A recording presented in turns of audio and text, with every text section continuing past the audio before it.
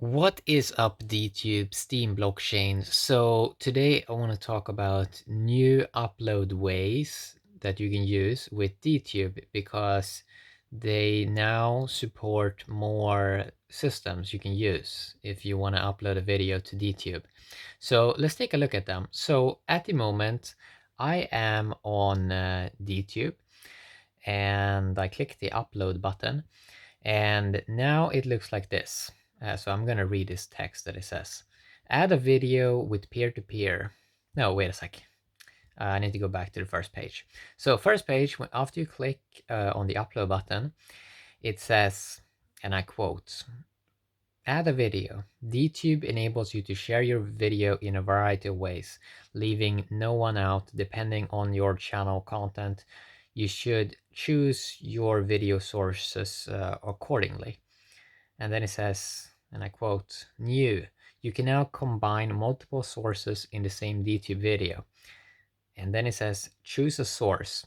And it gives you three options. The first is peer-to-peer, best for resilience and anonymity. Second is third party, best for speed and high definition. And the last one is file upload, best for simplicity and small files. So let's take a look at this. So let's start off with clicking peer-to-peer and then click next. And here it says, great choice, using peer-to-peer to share your video content is the best way to achieve freedom for your channel, while ensuring anyone can watch it from anywhere. This method requires you to convert your video files to a web-compatible format before sharing.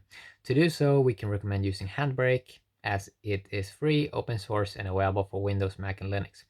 And then it says, choose a peer-to-peer protocol, and you get three choices.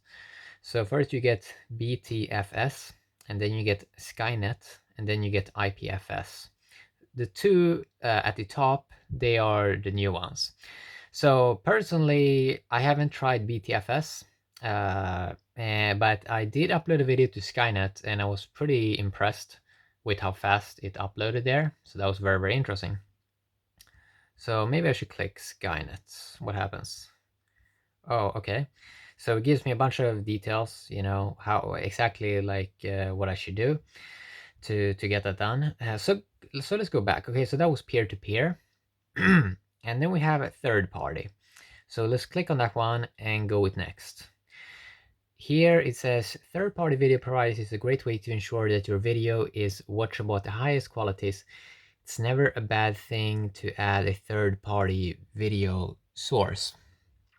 If you want to share a non-original video on DTube, this is recommended way, as it will reward the original creator registered on these third-party websites. If you create original content, these solutions should not be your first choices. These platforms will most often force you to give them your personal data or put ads on top of your videos. Censorship, country restriction can also hurt the availability on your videos. And here you have options such as Twitch, YouTube, Dailymotion, Instagram, LiveLeak, Vimeo, and Facebook. So let's go back again and let's click on just the file upload, the last one. Best for simplicity and small files. Let's go with next. And here you just drop a file or click to start the upload. So you just drag and drop. Maximum quality is 480p. Videos longer than 20 minutes will not get re-encoded, only stored. Videos with low views and older than 6 months might get deleted. And then you have a choice here of choosing an upload server. You have either the default one, btfs.d.tube, or uploader.onelog.tube. Okay. So that is basically the new upload. There was also a new blog post from the DTube account that you may want to read that also had some great information. And what I'm most happy about here is the peer-to-peer option that, and I think I want to try it later, maybe with BTFS or Skynet. Let's see what happens if I click on BTFS at the moment. Yeah, you add the source video hash and the 480p video hash and the default gateway. I have to look at this a little bit more in depth, but I really appreciate those two options, Skynet and BTFS. I have tried IPFS in the past. Sometimes it has worked great. Sometimes it has not. Um, you know, so it kind of depends on like the I think IPFS is fairly new also. It's the same as with like a lot of this technology. For example, nodes. When I use EOS nodes, like they seem to struggle for months still. So new technology probably will be improved in the future. So the way I have used is, well, I have piggybacked on YouTube.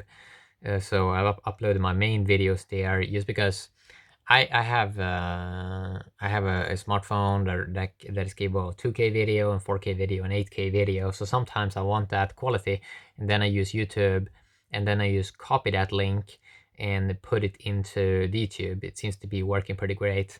One of the nice things with that, like yeah, it's kind of bad that for privacy purposes and stuff like that, and that's why I may check out these other kind of options. I really just wait until they're like so good that you can't really notice a difference between using YouTube and using these peer-to-peer solutions instead. So I think the peer-to-peer, like striving to move towards it, is kind of important, especially in crypto, because it, peer-to-peer is something that kind of needs, I think it needs to be defended, because if it doesn't get defended, then eventually if people maybe have lower standards, maybe they eventually just go with some centralized thing that may become problematic in the future. So I think that peer-to-peer is something that really needs to be defended, and it doesn't just come to file storage, but when it comes to like, so the whole crypto movement is trying to get away from middlemen. Okay, the whole crypto movement is trying to move to technology, not just for file storage, but also for financial transactions, to strive to move towards more peer-to-peer and try to remove middlemen.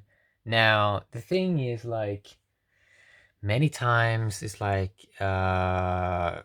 many times we just create new middlemen, okay? So that's something that we have seen a lot in crypto with, for example, exchanges. It seems like, yeah, we're trying to get away from middlemen, but it seems like we are many times creating them again. Many times, I think, mainly out of laziness. I think we should really strive towards moving toward peer-to-peer, but it's going to take a lot of conscious choice, and it's also going to take that technology gets improved, that developers gets funds and all of this, and it's also going to take that people update their hardware, they update new smartphones, update to a new computer with better software. Developing software takes time, it costs money, and buying new smartphones and technology also takes money and so on. And it seems like, yeah, every time we try to get away from like middlemen, we are sort of like we're somewhat like all the time like creating a new one. And maybe it is something about human psychology that they sort of feel that they need some like king or something like that at least so they have the illusion that that person is going to do something amazing. So yeah, it's I'm not sure where it's gonna go. I mean, it's up to humans to try to make conscious choices about what they're using and so on. And yeah, so yeah, quickly a video here just talking a little bit about the new upload alternatives when you're adding a video to DTube. So that is what I want to talk a little bit about in this video. Have an awesome day, Steamians, and yeah, everyone else, and then the YouTubers, of course. Okay. Have an awesome day.